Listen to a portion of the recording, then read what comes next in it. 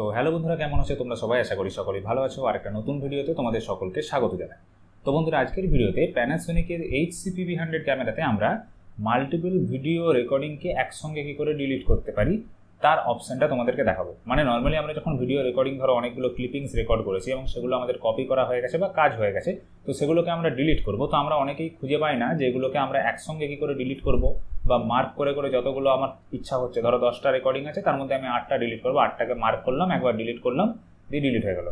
অনেকেই তোমরা আমার কাছে প্রশ্ন করেছিলে যে এই অপশনটা তোমরা বুঝতে পারছো না, তোমাদেরকে ওই একটা একটা করে ডিলিট করতে হচ্ছে। তো আজকের ভিডিওতে আমি সেটাই তোমাদেরকে দেখাবো কী করে এই মাল্টিপল ভিডিওর এই যে রেকর্ডিংগুলো, এগুলোকে আমরা ডিলিট করে দিতে পারি এক ক্লিকে।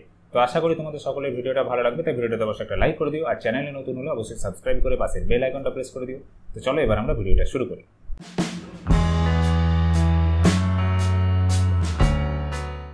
তো বন্ধুরা, তোমরা এখানে দেখতে পাচ্ছ যে আমি আমার প্যানাসোনিকের HCP-V100 ক্যামেরাটাকে অন করে নিয়েছি এবং ক্যামেরাটা আমার স্ট্যান্ড বাই মোডে রয়েছে। তো এবারে এখানে ক্যামেরার এই যে থাম্বনেলের বাটনটা রয়েছে, এই থাম্বনেল বাটনটা প্রেস করলে আমি কিন্তু স্ক্রিনেতে আমাদের যতগুলো রেকর্ডিং এখন হয়ে রয়েছে সেই রেকর্ডিংয়ের থাম্বনেলগুলো দেখতে পাবো। তো দেখো আমি এখানে থাম্বনেল বাটনটা প্রেস করছি ক্যামেরাতে। তো এখানে কিন্তু সঙ্গে সঙ্গে ক্যামেরার স্ক্রিনে আমার কিন্তু থাম্বনেলগুলো পরপর এসে গেছে, মানে আমার এতগুলো রেকর্ডিং আমি করে রেখেছি। ঠিক আছে, তো এই যে এবার রেকর্ডিংগুলো আমার করা আছে ক্যামেরাতে, তোমাদের প্রশ্নটা হচ্ছে যে এই রেকর্ডিংগুলোকে আমরা মানে একটা একটা করে চাইলে তো ডিলিট করতে পারি। ধরো একটা প্লে করলাম, দিয়ে এই জায়গাতে সেই যে ডিলিট অপশান রয়েছে এখানে টাচ করছি, এবার ইয়েস করলে ডিলিট হয়ে যাবে। কিন্তু আমরা ওইটা চাচ্ছি না। এটা করে কি হচ্ছে না, আমাদের কিন্তু প্রত্যেকটা ভিডিওকে একবার করে প্লে করে করে ডিলিট করতে হচ্ছে। আমরা চাইছি যে নর্মালি আমরা এখান থেকে মার্ক করব, যেমন আমরা মোবাইল ফোনে যে কোনো গ্যালারি থেকে ফটো ডিলিট করি বা ভিডিও ডিলিট করি, তো এরও আমরা এইভাবে মার্ক করে করে যতগুলো মার্ক করব ততগুলোকেই কিন্তু ডিলিট করে দেবো। তো এই অপশানটা তোমরা অনেকেই খুঁজে পাচ্ছিলে না, সেটার জন্য আজকের ভিডিওটা বানাচ্ছি। তো দেখো এইরকম এই থাম্বনেল অপশানে আমাদেরকে এসে, মানে এই যে থাম্বনেল বাটন রয়েছে এটা প্রেস করার পর আমরা থাম্বনেলগুলো যখন দেখতে পাচ্ছি, এই অবস্থাতে আমাদের ক্যামেরার যে মেনু বাটন আছে, মানে এই যে নিচে যে মেনু বলে যে বাটনটা আছে, এইটাকে আমরা একবার প্রেস করব। দেখো এই মেনু বাটন যখনই আমরা ক্যামেরা প্রেস করব, সঙ্গে সঙ্গে স্ক্রিনে কিন্তু কিছু অপশান এসে যাচ্ছে। ঠিক আছে, তো সবার ফার্স্ট অপশান আমাদের হচ্ছে ভিডিও সেটআপ। এবার এই ভিডিও সেটআপ অপশানে আমরা একবার টাচ করব। তো দেখো ভিডিও সেটআপের অপশানের মধ্যে আমরা ঢুকলে এখান থেকে একদম লাস্টে নিচের দিকে যে অপশান আছে এটা হচ্ছে ডিলিট।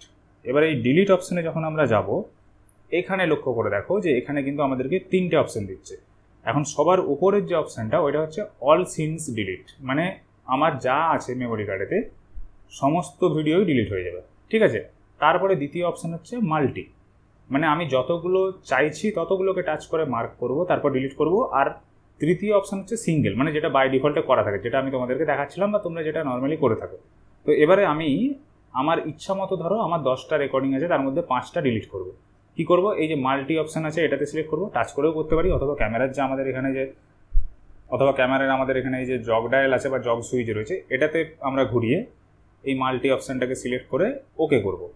ওকে করলে দেখো এখন কিন্তু এখানে আবার আমার সেই একই রকম থাম্বনেলগুলো আসছে, কিন্তু এবারে ব্যাপারটা একটু অন্যরকম হয়েছে। এবারে আমরা এখান থেকে কি করব না, মার্ক করব। এই আমরা আগুলো টাচ করছি, 1টা 2টো 3টে করে, ধরো এইগুলোকে টাচ করলাম। ঠিক আছে, আবার ধরো এমন একটা টাচ হয়ে গেছে যেটা আমরা করতে চাইছি না, অথবা অ্যাক্সিডেন্টালি টাচ হয়ে গেছে, আবার একবার টাচ করলে ওটা দেখো ডিসিলেক্ট হয়ে গেল। এবার এই যে যতগুলো টাচ করেছে এগুলোকে যদি ডিলিট করতে চাই, দেখো এদিকে 2টো অপশান আসছে, মানে আমাদের যে বাঁ দিক রয়েছে স্ক্রিনে, এখানে ডিলিট আর রিটার্ন বলে 2টো অপশান আসছে। ঠিক আছে, তো এখান থেকে ডিলিট অপশানটা প্রেস করব। একবার জিজ্ঞেস করছি যে এই ভিডিওগুলোকে তুমি সত্যি ডিলিট করতে চাও, তো ইয়েস করে দিলাম। সঙ্গে সঙ্গে কিন্তু দেখো যতগুলো আমি মার্ক করেছি ততগুলো ডিলিট হয়ে গেল।